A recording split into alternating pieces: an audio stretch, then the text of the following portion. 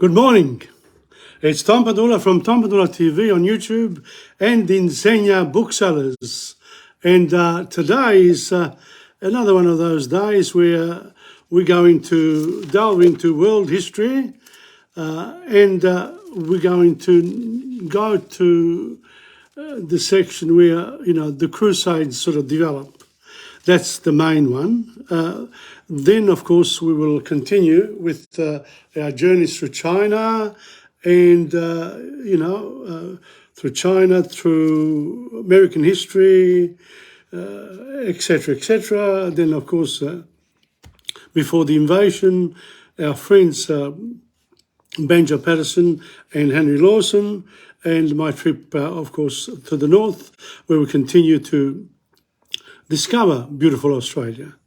So that's basically the beginning of, my introduction. Now, I always have 5 minutes to myself, which is very good. And sometimes, with all my best intentions, I sort of get here and I think,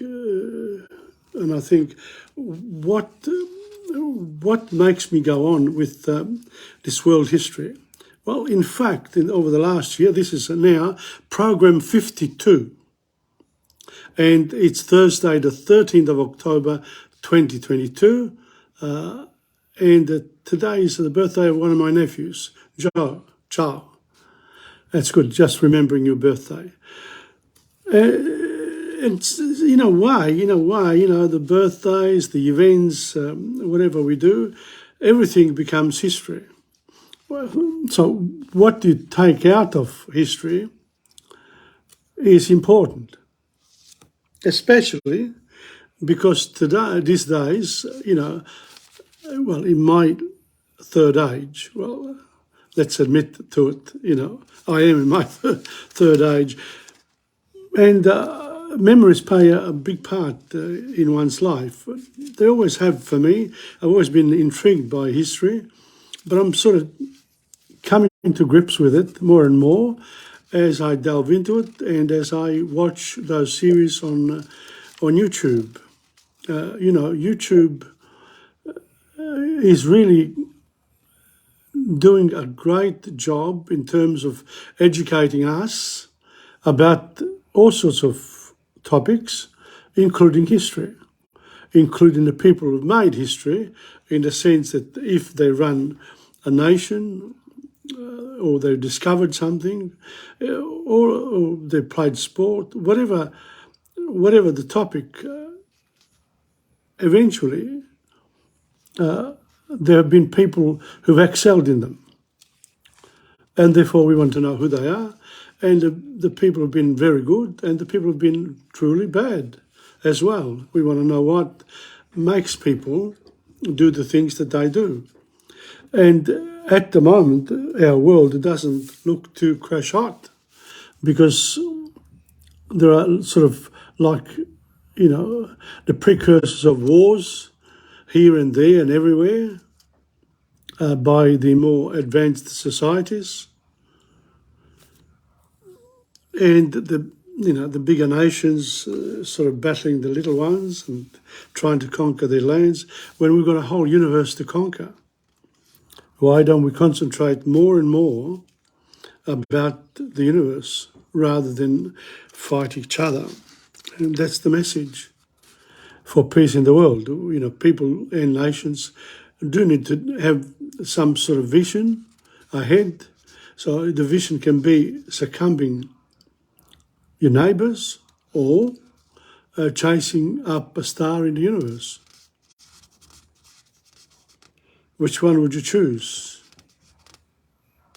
I would say that, for humanity, with all the technology we have today and all the power of destruction that we have, and also the power of construction, the two things got together. There's a very good, we reach a very good stage in our humanity where we can do lots and lots of good things.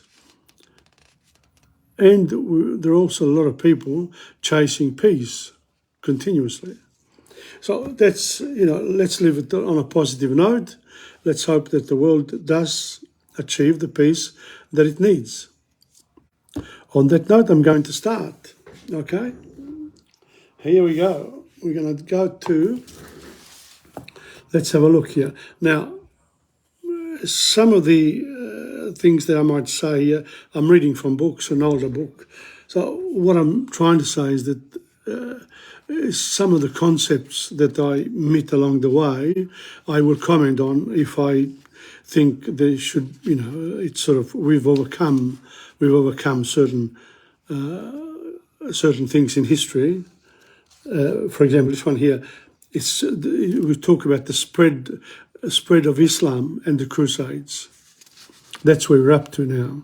So basically, we're looking from the birth of Muhammad, and it says here somewhere along the line, it tells us when, to the spread of Islam almost into Europe. So let's have a look. Go to the facts. So, European civilization enriched from the East. So all these crusades, etc., what it did do, hello Angela, Imola, welcome. What it did do is made Europe more rich, because they went to the East and they learned a lot of things from the East, but also the people from the East learned from the West. So there was a trade-off. So it says here in the last two chapters, you have seen how our ancestors and the other barbarian peoples who overran the Western Roman Empire after its collapse began gradually to develop a new kind of civilization on its ruins. That's where the Dark Ages and the Middle East come in. And yes, the Middle, no, not the Middle East, the medieval times. Welcome to Henry Vossilis. Oh, good to see you, see? Here I am, Harry. There you are.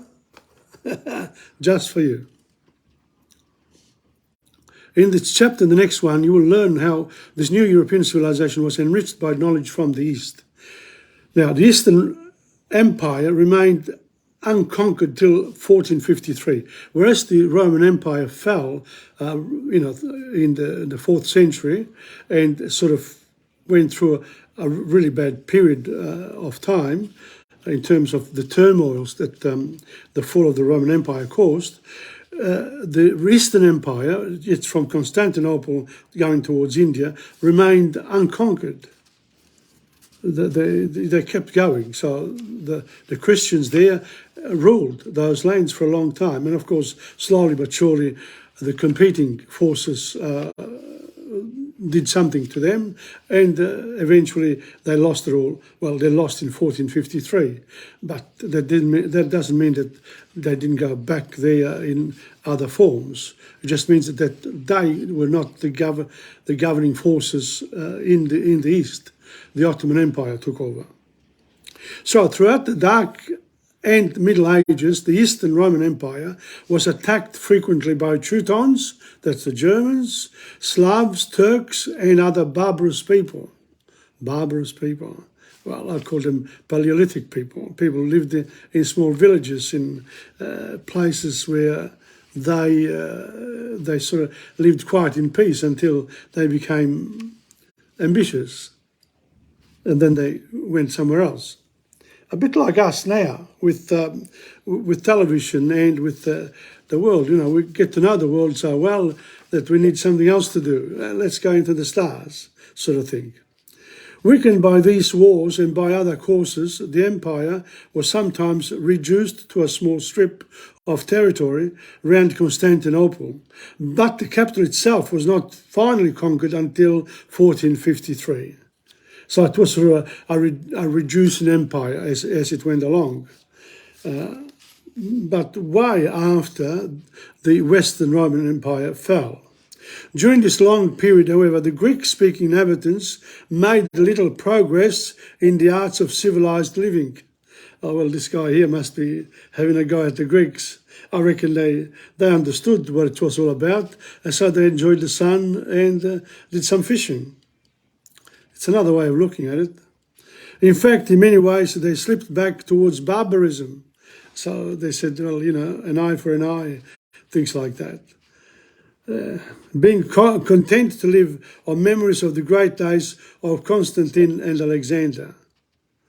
A bit tough here, because the Greeks, with the Ottoman Empire, the Ottomans ruled Greece for 400 years.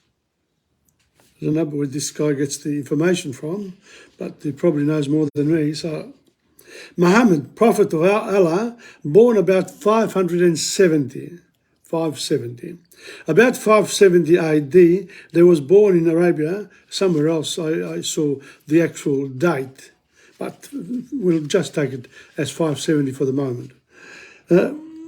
So there was born in Arabia a man whose followers were to shake to its foundations not only the Eastern Roman Empire, but the whole of Christian Europe.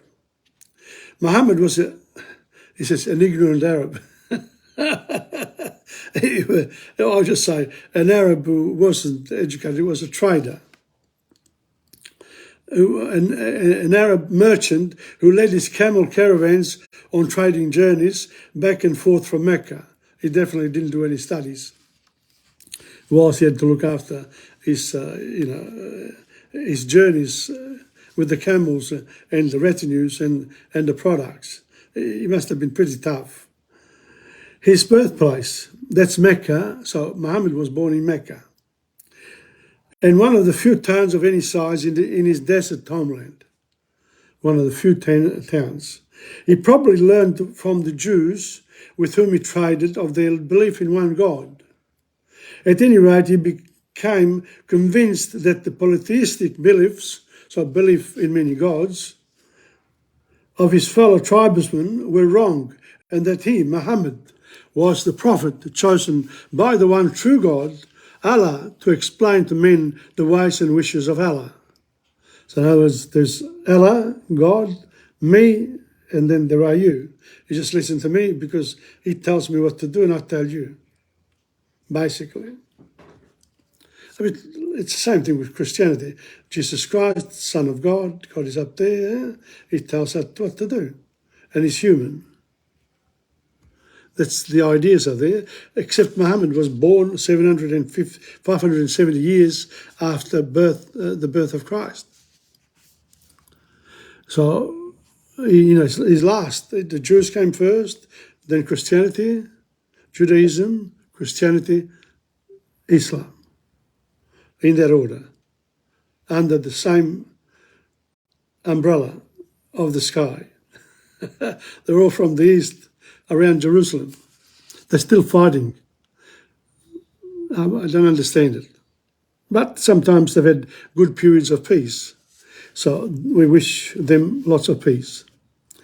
Muhammad, master of Mecca and Medina. Medina is the other town. Probably no religion has spread so rapidly as Mohammedanism or Islam, as it is sometimes called. So Mohammedanism. No, we say Islam. Never heard of that. That's gone by the wayside. By the time he died in 632, so if he was born in 570, he was 30. He died in 632. He was 62 years old when Muhammad died. Muhammad was the ruler in both religious and worldly affairs of a small semi-barbarous state which included Mecca and the neighbouring town of Medina. After his death, many of his sayings were collected and written down in the Quran, the Bible of the Islamists, of the people who follow Islam. Mohammedans conquer Egypt, Palestine, Syria, Iraq and Persia.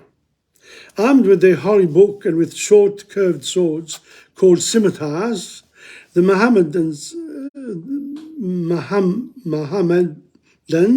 or Saracens, I know them as Saracens, as they were sometimes called, left their native desert to attack the lands of the Fertile Crescent that was mentioned before in one of my early lessons. Just as the Semitic conquerors of Sumer and Babylonia had done thousands of years earlier. Same place, same idea. The rulers who followed Muhammad were known as caliphs.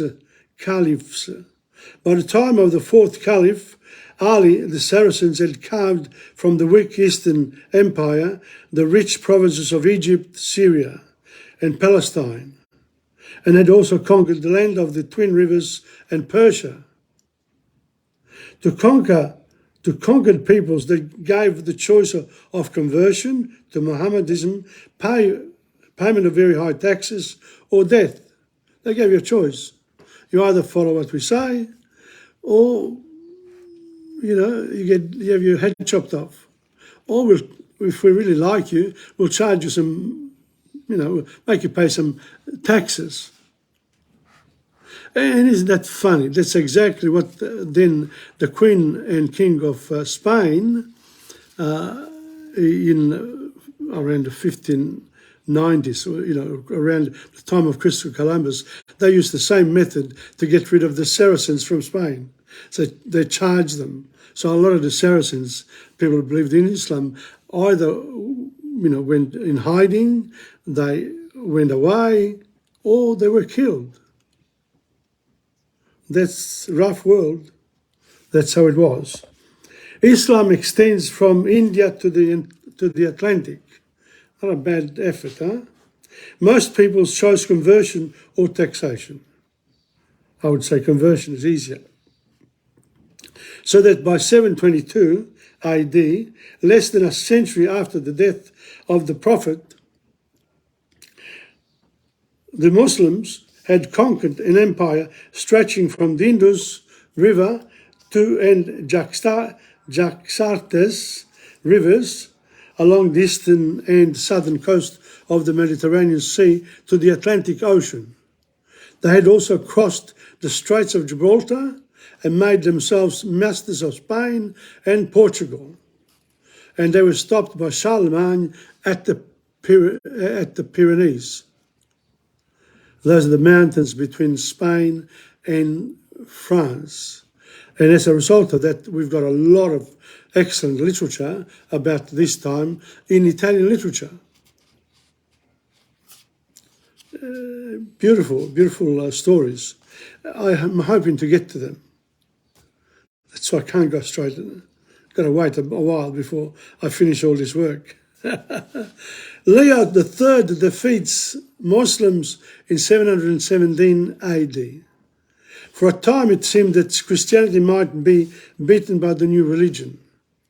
But the cross wins. In 1717, Constantinople itself was attacked fiercely both by sea and land.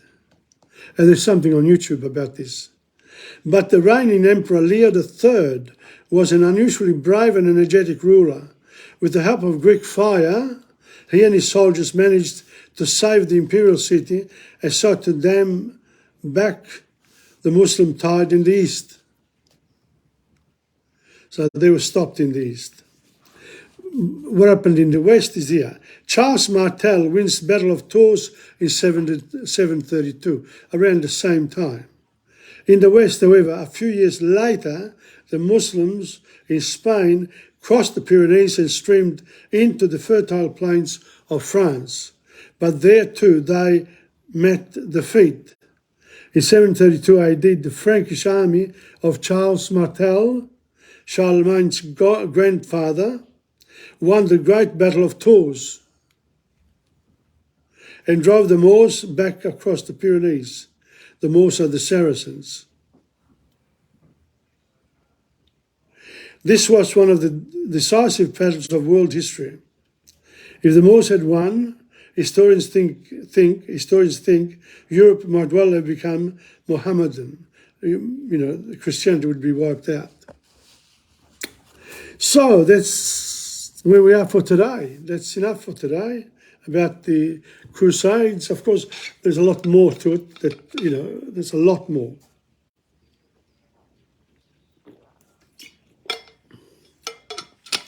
Now we're going to go to China. And China, similar type of history, except we haven't studied it, have we? In our past, just a bit of a touch. Chiang Kai-shek, Mao Tung, but that's about it.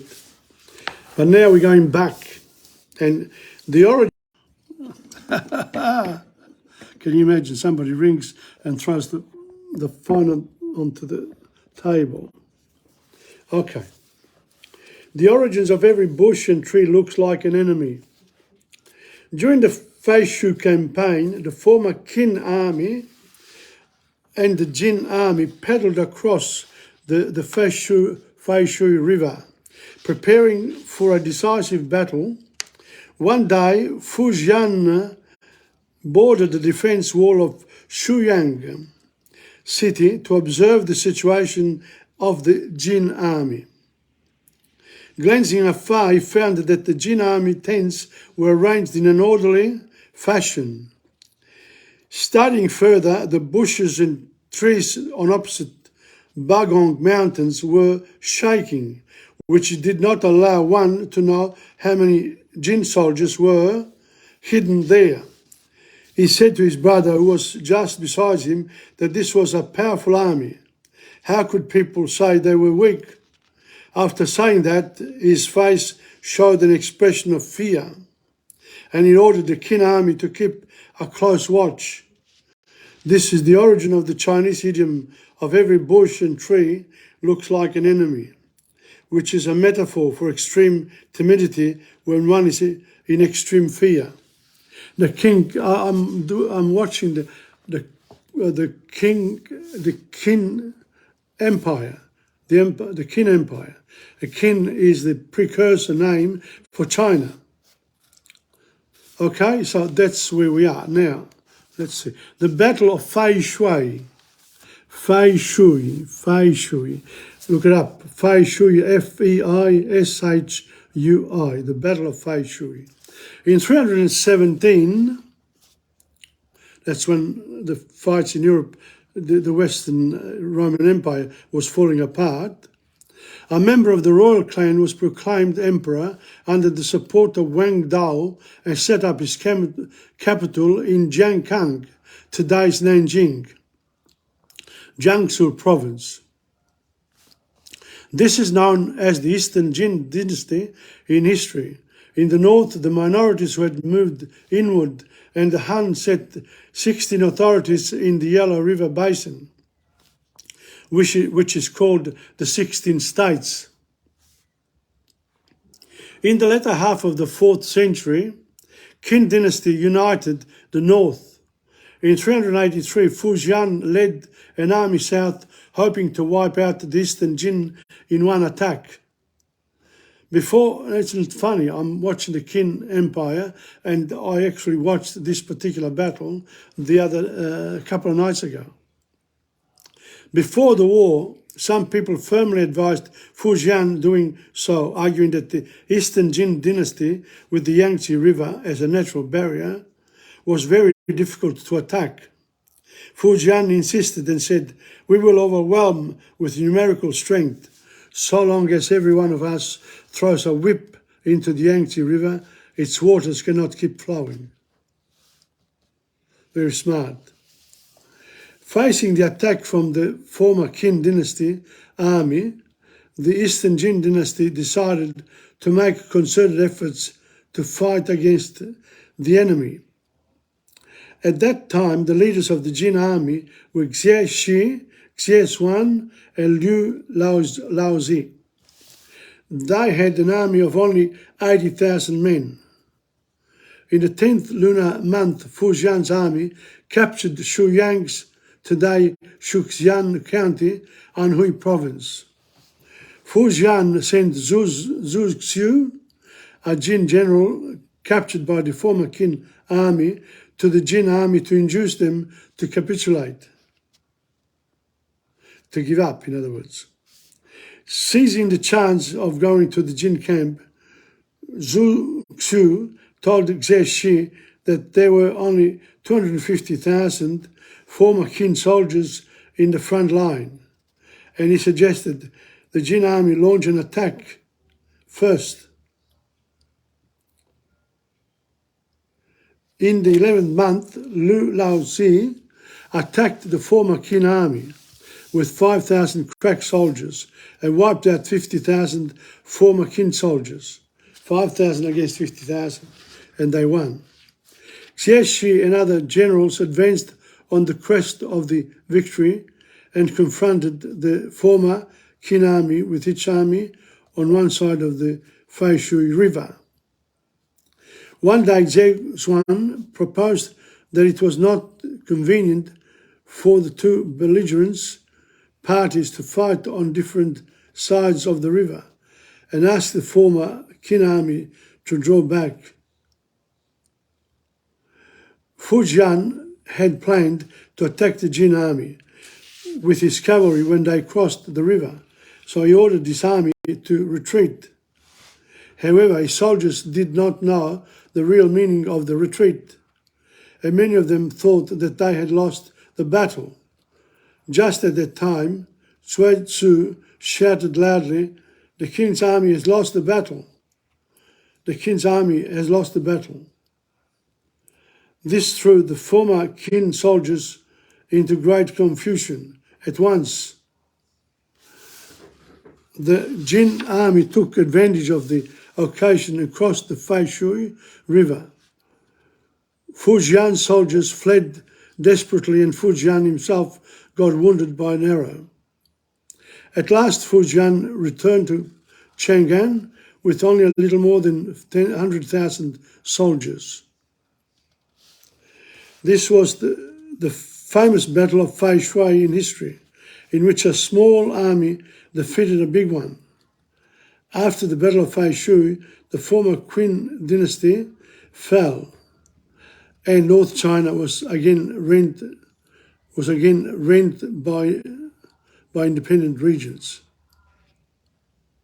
Was again taken over by independent regimes. The Eastern Jin ensured stability in the south. Later, Jin's authority was taken by the general Liu Yu, who founded the Song dynasty. During the 170 years from 420 to 589, the south went through four dynasties, namely the Song, Qi, Liang, and Chen, historically known as the Southern dynasties. In 439, the Northern Wei dynasty unified the northern regime and entered into a confrontational situation with the Southern dynasties. Thus, the history entered a period known as the North and Southern dynasties. So that's it, the Battle of Feishui. Pretty good. It's an interesting story, really. Well done.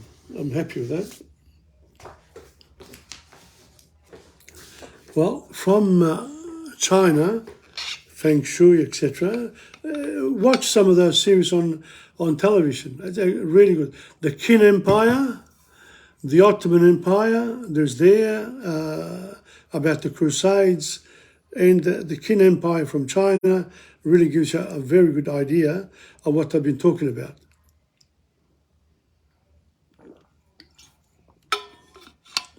Physical anthropology. Now, we're going to North America because North America was invaded by peoples way before Christopher Columbus, way before.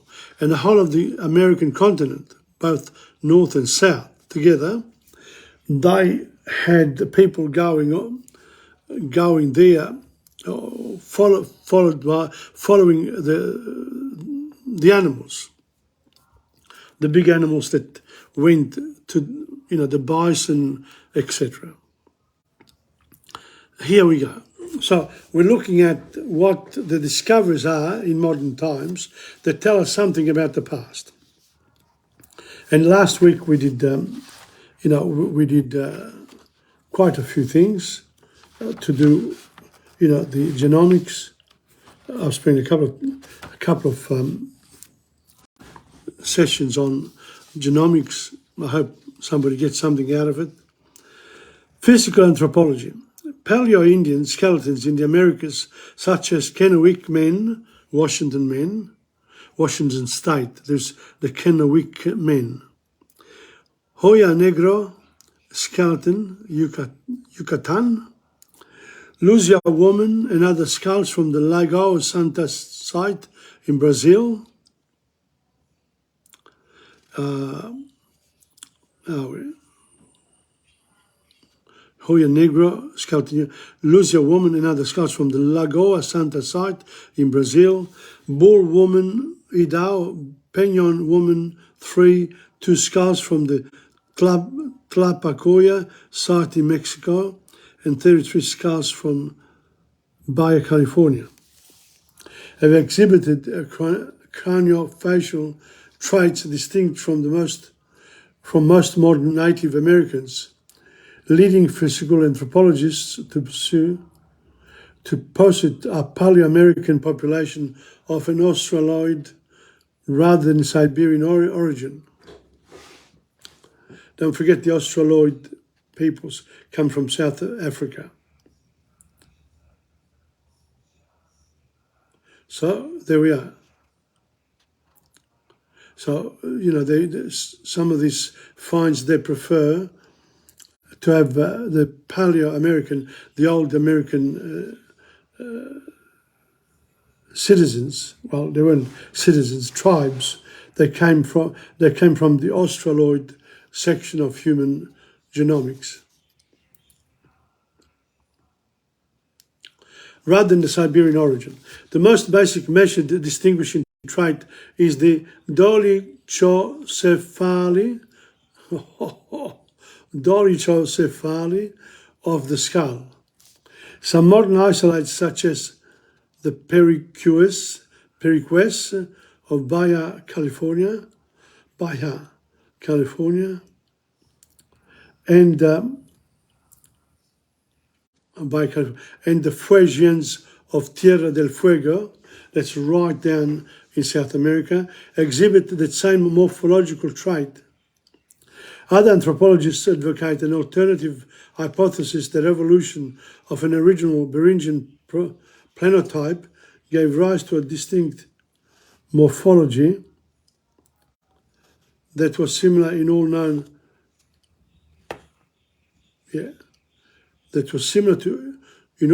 Paleo-American skulls, followed by late-day convergence towards the modern Native American phenotype.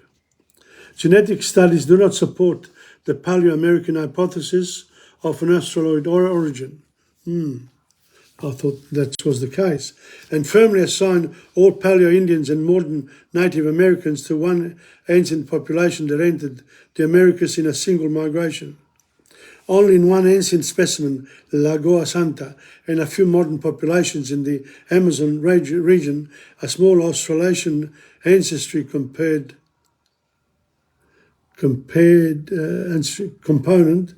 of 3% was detected, which means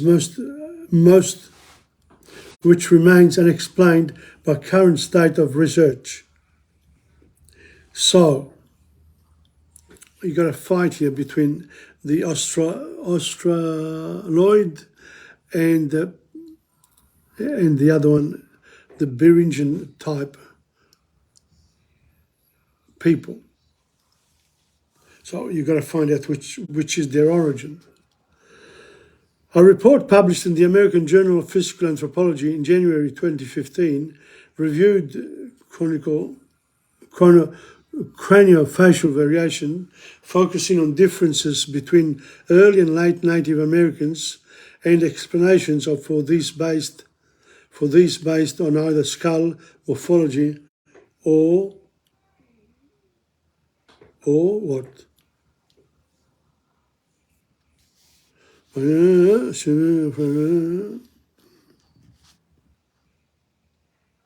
Here.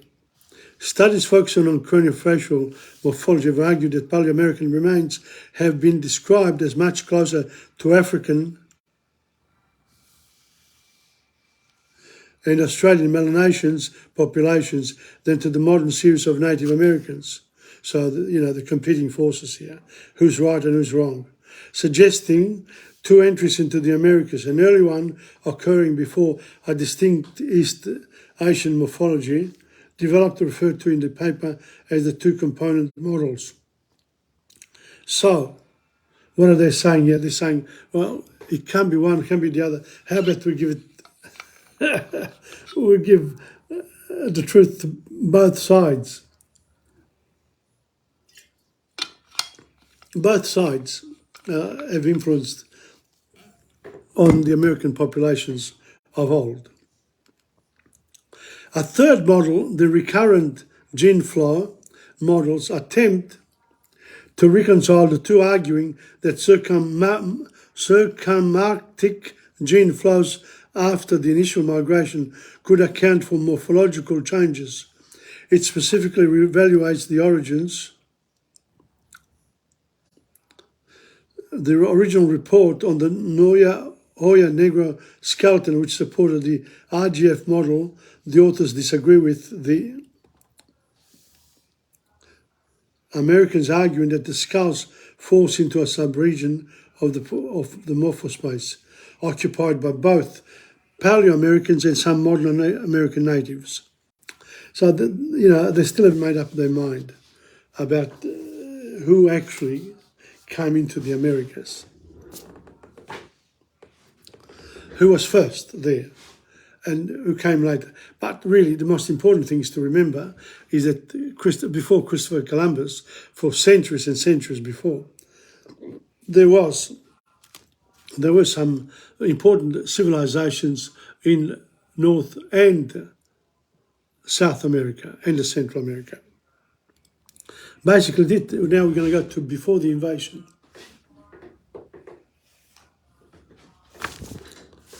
And this is the general treatment of illness and pain before the invasion by the indigenous people of Australia. Interesting part for you, Henry. I'm sure you'd find this quite interesting. Many ailments such as toothache, earache, rheumatic pains, fevers, swellings and colds were treated with heat. Either a hot stick or stone was held against the aching part, or in Central Australia, the patient was covered with hot sand. Among the people who lived along the Murray River, the patient would lie on a bed of damp grass, laid over burning bark, so that he would be in a sort of steam bath.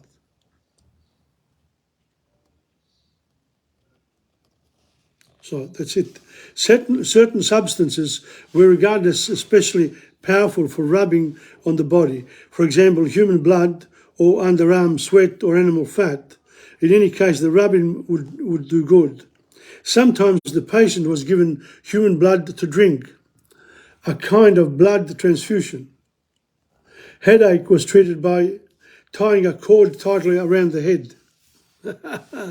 And in the Western Desert, the best remedy for a woman's headache was to tie round her head her husband's red ochred human hair headband that was attached to the male. This was the one he had been given at the end of his initiation, and it was full of. This was the one he had been given at the end of his initial initiation, and it was full of magic power. In Queensland, the forehead was cut in several places to let out the bad blood. So they had very rudimentary types of systems to treat illness and pain. So if you're still sick after that, you couldn't go to a local doctor then, but you can now, if you got one.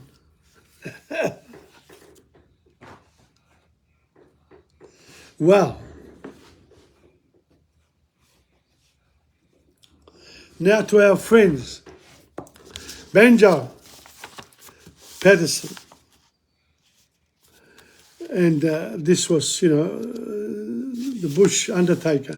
It's called the bush undertaker. What do you do in the bush when someone dies? You got a few choices. let's see what this bush undertaker does. And it continues. If anyone is interested, get one of the books from Henry Lawson in your library. Okay, the admonition delivered, he hoisted Brummy into the chimney trough, and with a last glance towards the shipyards, he retired to his bunk to have, as he said, a snooze. So he put the corpse upright, vertical, against the chimney. He had more than a snooze, however, for when he woke it was dark, and the bushman's instinct told him it must be nearly 9 o'clock. He lit a slush lamp and poured the remainder of the rum into a pannikin, but just as he was about to lift the draught to his lips, he heard a peculiar rustling sound overhead and put the pot down on the table.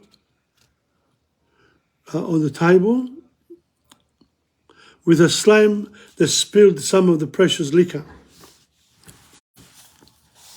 5 Bob whimpered, and the old shepherd, though used to the weird and dismal as one living alone in the bush must necessarily be, felt the icy breath of fear at his heart.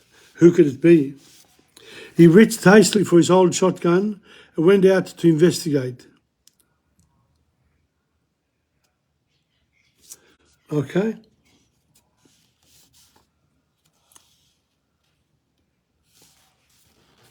So 5 Bob whimpered, and the old shepherd, though used to the weird and dismal as one living alone in the bush must necessarily be, felt the icy breath of fear at his heart. He reached hastily for his old shotgun and went out to investigate. He walked around the hut several times and examined the roof on all sides, but he saw nothing. Brummy appeared to be in the same position. At last, persuading himself that the noise was caused by possums or the wind, the old man went inside, boiled his billy,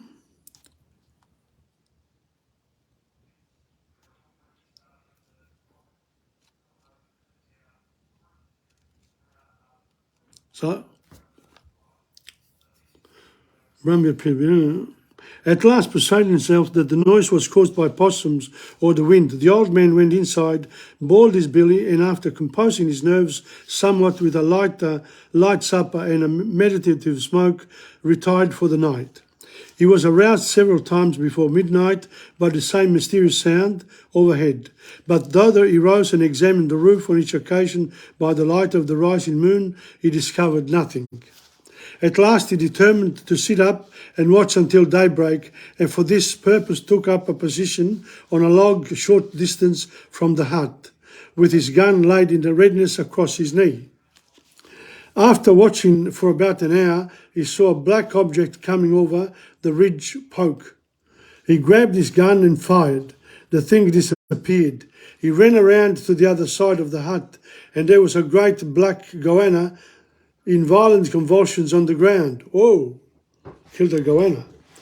Then the old man saw it all. The thundering jumped up thing had been having on me, he explained.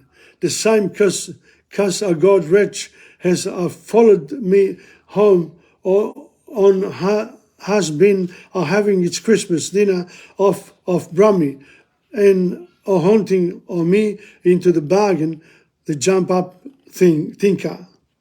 God, that's slang. I might have to read it again. Then the old man saw it all. Okay. The thundering jumped up thing has been having on me, following me, he explained. The same curse of God, wretch, has followed me home, as has been having its Christmas dinner off of Brumpy. So he says, he followed me home. Probably he wanted to have me as his breakfast. And haunting on me into the bargain, the jump up thing, and he made me sick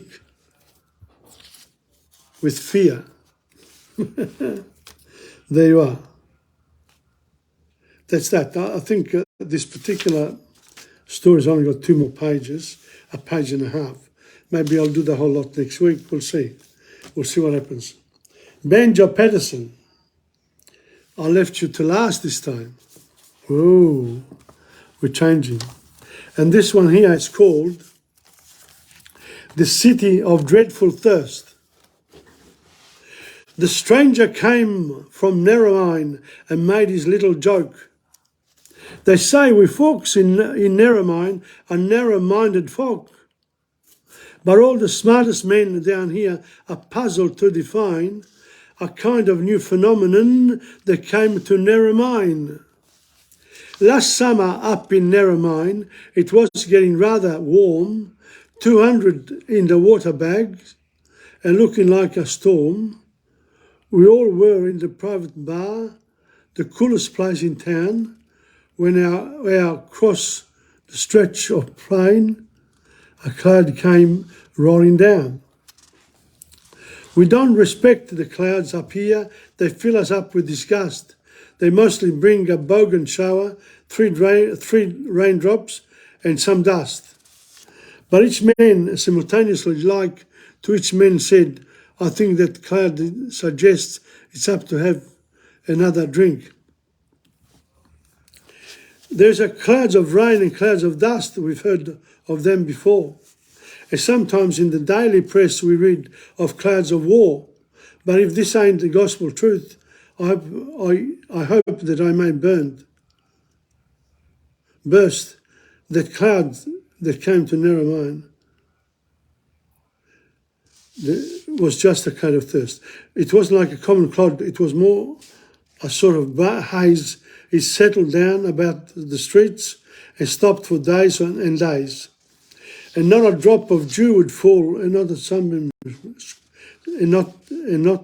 a drop of dew could fall, and not a sunbeam shine to pierce that dismal sort of mist that hung on Narromine. Oh Lord, we had a dreadful beneath the cloud of thirst. We all chucked up our daily work and went upon the burst. The very blacks about the town that used to catch for grub, they made me organise the attack and try to look the pub. We couldn't leave the private bar no matter how we tried. Shearers and squatters were union men and black legs side by side. We're drinking there and Dunst move, for each was sure, he said. Before he'd get to half a mile, the thirst would strike him dead. We drank until the drink gave out. We searched from room to room, and could the pub like a drunken ghosts went howling through the gloom. Right? And once outside the cloud of thirst, we fell as right as pie. But while we stopped about the town, we had to drink or die. But now if here it's safe enough, I'm going back to work because they say the cloud of thirst has shifted onto Burke. But when you see those clouds about, like this one over here, all white and frothy at the top, just like a pint of beer, it's time to go and have a drink. For if that cloud should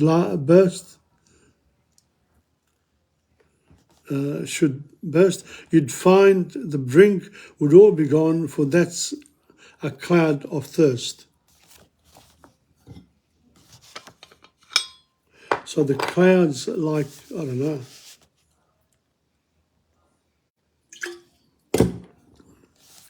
Probably those beer barrels. In comparison. We stood the man from Narromine a pint of half and half. He drank it off without a gasp in one tremendous quaff. I joined some friends last night, he said, in what they called a spree, but after Narrow Minds, it was just a holiday to me. In other words, you guys drink a lot. And clouds of dust and clouds of thirst go drinking overhead. The railway train is taken back along the Western Line, that narrow-minded person on his road to Narromine. So a narrow-minded person on his road to Narromine. It's a good poem. I think you've got to be in the mood for this. You got to have a bottle of beer next to you, then you can read it and enjoy it. And now, if you will excuse me, I'm going to show you a bit of Australia, the way I took it. Yeah? Here we go. First of all, we have to get the computer going. Come back to me. That's it.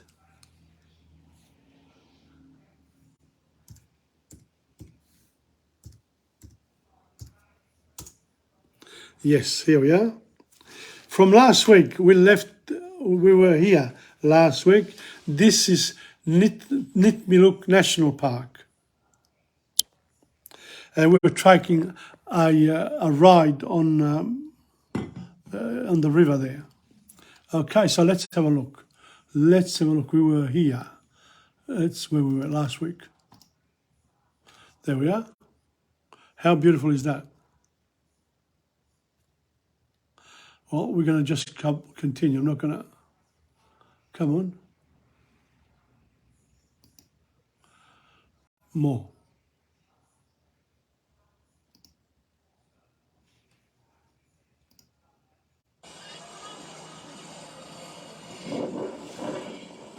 I was intrigued by this rock formation.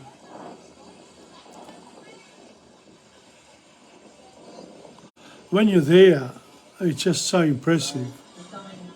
And you can pinch yourself and say, am I here? And for how long?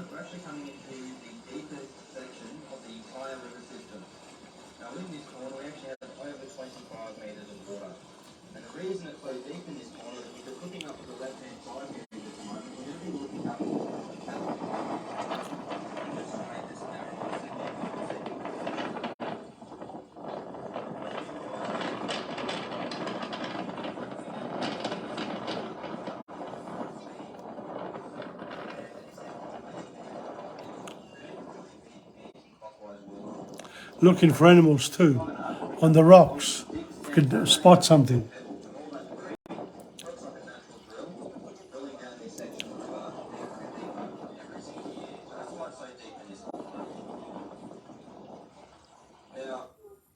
Next one.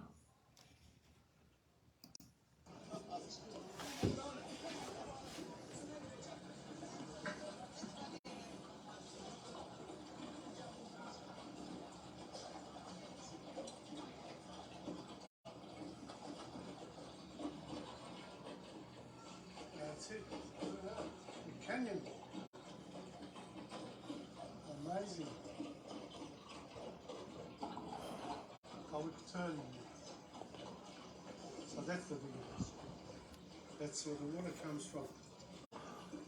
And enlarges the river during the wet season. So the river here is 25 metres deep. Up the Catherine Canyon near boats. A lot of people, they do like to go up the front of the boat, use the canyon as a backdrop to a cool photo.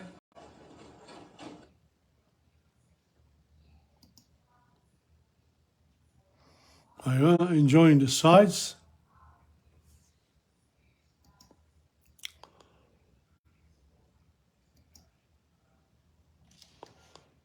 Preparing there.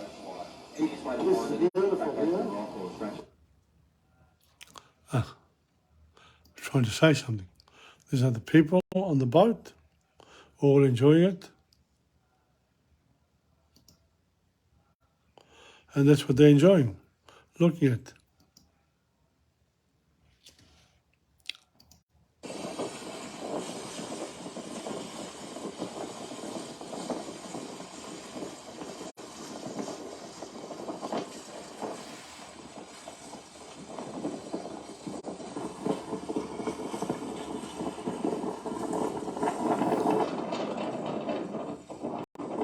That's the wind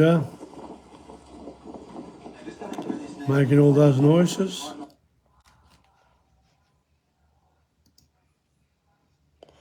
They're close to the rocks, trying to study the rock, what type of rocks they were.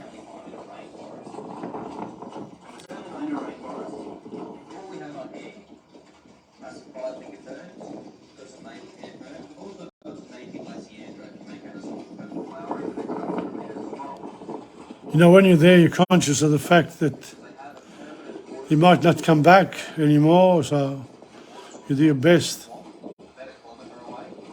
with the filming.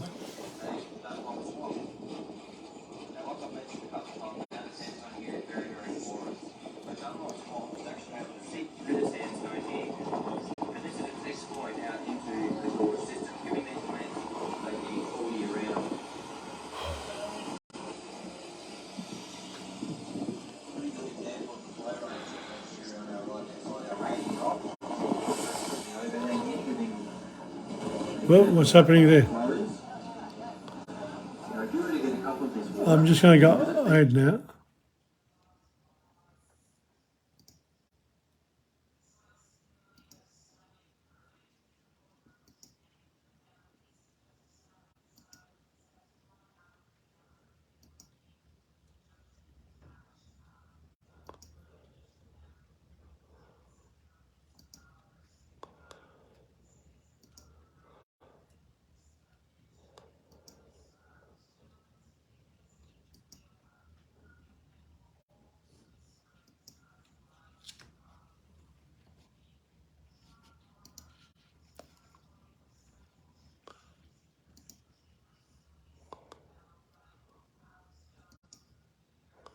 Oh, that's a nice one. Rocks. Look at the colours.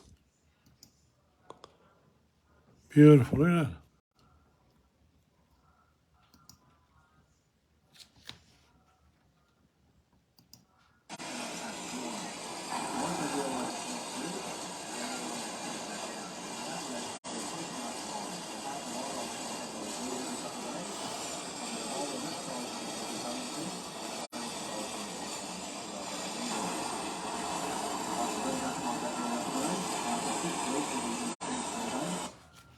Good.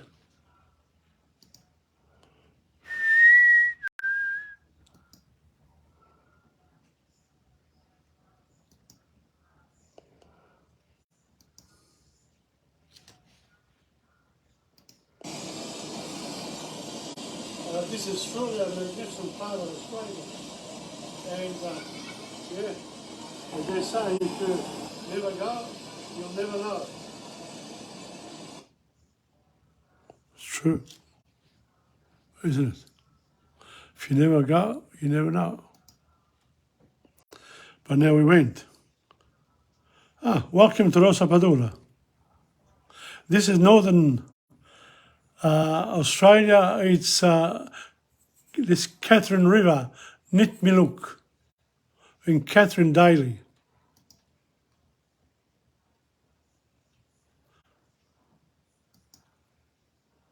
The rocks, beautiful. It was quite a journey. I think it was a couple of hours. They were after I took a lot of footage. I decided to take some pics. Much better though. It's easier. Look at that. Look at the trees up there.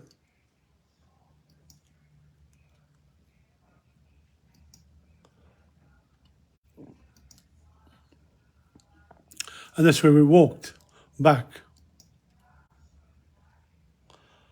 Walking back. And I thought, they're the rocks. I missed out on filming when I was there before.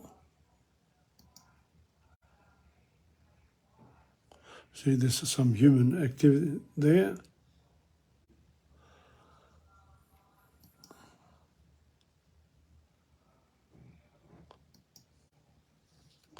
Look at how beautiful it is.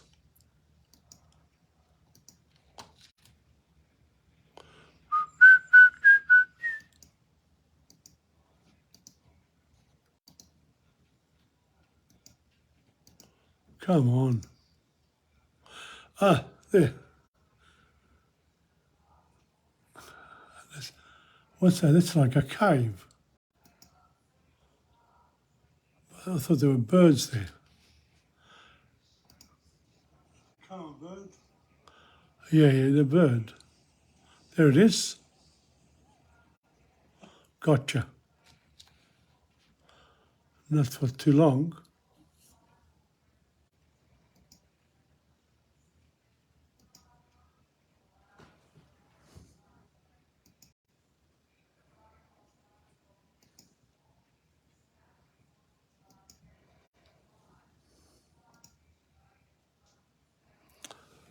There is Hawaiian always use this river.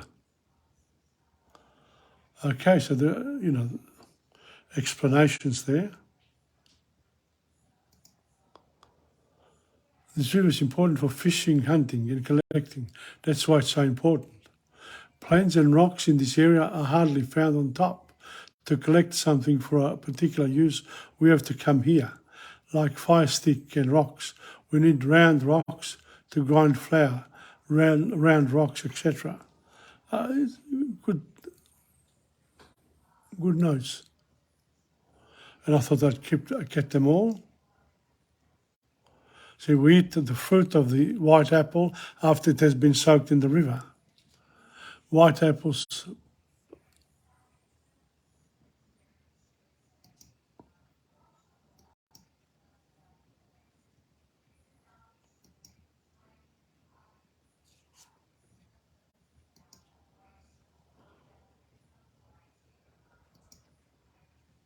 Wow, isn't that beautiful? I tell you what, it's very particular.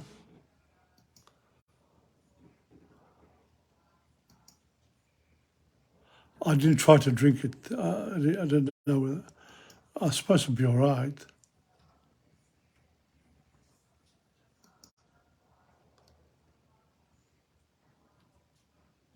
Okay. I think we're getting back now.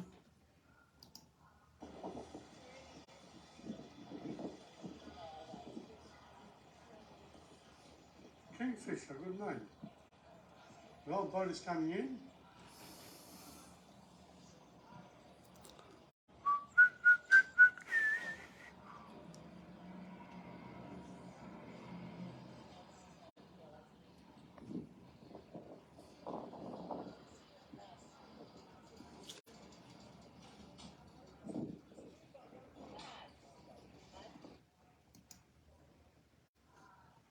Back from the excursion. That's Giuseppe there. Very nice. Okay, have a look. And you can put that paste on your cuts and sores and abrasions to help keep out any nasty infections. My favourite trick with those green leaves is to take a big clump of them. You go and put them on your campfire. Because you put green leaves on your fire, it's going to create this little old white smoke. If you dance around that smoke for a minute or two and cover yourself in that scent, it will work like a natural insect repellent and keep all the mozzies away. And I'll show you now, it works much better than any Bushman array that you can buy on the shelf. It's very, very impressive. It works really well. In the area. The most predominant plant we have on the river's edge here today, though, along the Catherine, is what we've got coming up on the left-hand side again. The really long, skinny trunks and the long, spiky green leaves. Look like a big pineapple top, essentially. At the base of the trunk, check it out, they've got lots of small little root stems. Now, this tree here is called the river pandanus. The botanical name is Pandanus aquaticus. And in the Jawa language, they would call it orang. Now, those root stems that I pointed out, you go and break them off, you go and put them out in the sun until they dry out completely. Once it's completely dry, they would call it jim jim, which loosely translates to fire stick. Now, you're not using it to create fire, you're actually using it to transport fire. Now, pandanus as a plant is a very, very fibrous plant, which makes the inside of the timber very lightweight. So when you put a bit of coal or amber to the end of it, it will actually smoulder away very, very slowly, sort of like a cigar or a cigarette, essentially. You can carry that with you to your next campsite, wherever else you go and light another fire. Rather than rubbing two sticks together, which makes your hands, your arms, your muscles really sore, it's quite a strenuous way to light a fire. Light the fire off that gym, that fire stick. It'll save you a lot of hassle. That is only one of 3 different species of pandanus we have in the area. Another one that we'll find close by to us. We won't see a lot of good veg here today, guys. Well, I didn't have to speak there, someone else doing it. That's the one, the General Women. Benny Lachura, welcome. Harvest the leaves from that spring pandanus. And like I said, being a very fibrous plant, that pandanus, I pull the individual fibres out of the leaves. And they're actually rather thick, and they can use them to weave their dilly bags, their ground mats, and their baskets. Quite a handy one. That one of quite a few string plants we have in the area. I can point out another string plant to you guys straight away. Well, over here on the right-hand side of the river, we've got some really cool palm trees over here, up in the rocks there. These tall palm trees are called fan palm, and more commonly in this area they're called cabbage palm, because at the base of the new growth of the leaves is a white flesh that when cooked tastes like cabbage. The botanical name for these palms though is Insegna enormous, and in the Jaron language they would call it downhill. Now, same thing, we pull the individual fibres out of the leaves. And these fibres are much Well, with all the time now, I just want to have a check where we're at. Oh, yeah. Where we are at now. Oh, yeah. Oh, I suppose I can go on a little bit more. There. No, I can't. We'll continue next time. From there, from Giuseppe onwards. All right. There we are. That's only 2. Oh. Okay. Well, I hope you enjoyed it this morning. You know, every time I do this world history now, I sort of have divided the time up into smaller bits, and I really want to show you the Australia that I've seen. I think it's quite interesting, really. Even though, you know, the images are small, etc., but you get an idea. Okay, we'll continue with this, and then after this we go somewhere else. I think there's some mounds, the baobab trees after this, unbelievable. So much to see in Australia, and the West, the Northern Territory and the West, very impressive, the northern part. Anyway, on this note, thank you very much for coming on, and until next time, don't forget, tomorrow I've got French and Spanish, and then Sunday we've got Dante Alighieri, and then Italian lessons on Tuesday. Okay, from Tom Padula of TomPadulaTV on YouTube and Insegna Booksellers. Ciao, until next time. Bye-bye.